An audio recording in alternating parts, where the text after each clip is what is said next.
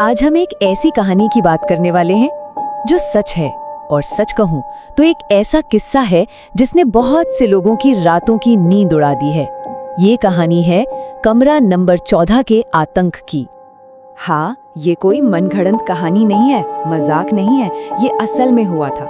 और इसका असर आप सोचिए इतना गहरा था कि जिसने भी इसे सुना रात भर अपनी लाइटें बंद नहीं कर पाया। तो तैयार हैं? चलिए पता लगाते हैं कि आखिर उस रात हुआ क्या था।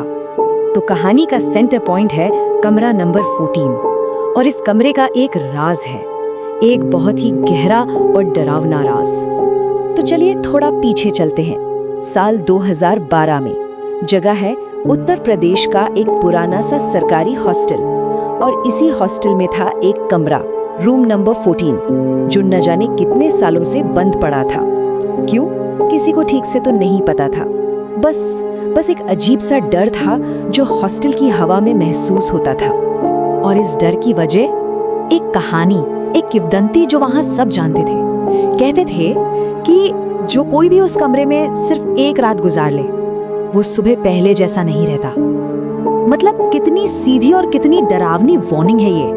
और फिर इसी हॉस्टल में आता है हमारी कहानी का मेन कैरेक्टर अद्वैत। फर्स्ट ईयर का स्टूडेंट था, और किस्मत देखिए उसे कोई और कमरा मिला ही नहीं। जब लोगों ने उसे उस कमरे के बारे में चेताया तो उसने क्या किया? हंस दिया, बोला सर मैं भूत प्रेत की बातों में नहीं मानता। बस यहीं से उस भयानक रात की शुरुआत होती है। एक ऐसी रात जो अद्वैत की सोच को हमेशा हमेशा के लिए बदलने वाली थी। तो अद्वैत कमरे में शिफ्ट हो गया, और जो सबसे पहली चीज उसने नोटिस की वो थी एक अजीब, एक अननेचुरल सी ठंड। कमरा इतना ठंडा था मानो फुल स्पीड पर एसी चल रहा हो। पर मजे की बात ये थी कि उस कमरे में एसी था ही नहीं। ये पहला साइन था कि कुछ तो गड़बड़ है। रात गहराती गई, और फिर ठीक 2:15 पर अद्वैत की नींद अचानक खुल गई। जानते ना वो वक्त जब हर तरफ मौत जैसा सन्नाटा होता है और जरा सी आहट भी दिल दहला देती है। उसे लगा जैसे कोई उसके कान के बिल्कुल पास धीरे धीरे सांस ले रहा है।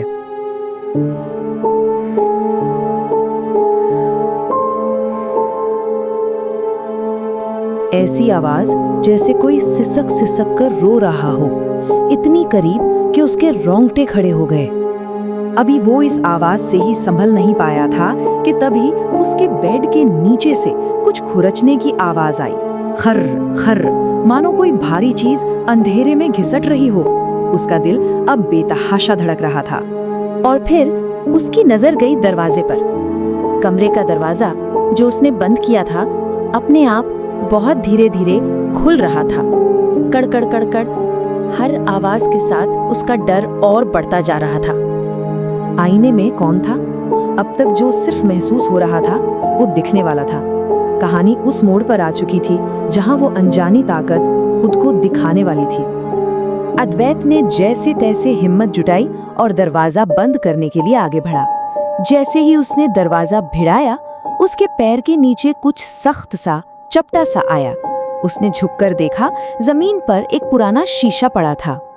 उसने वो आईना उठाया और आदत से उसमें अपना चेहरा देखा, पर आईने में जो दिखा उसे देखकर उसका खून मानो जम सा गया।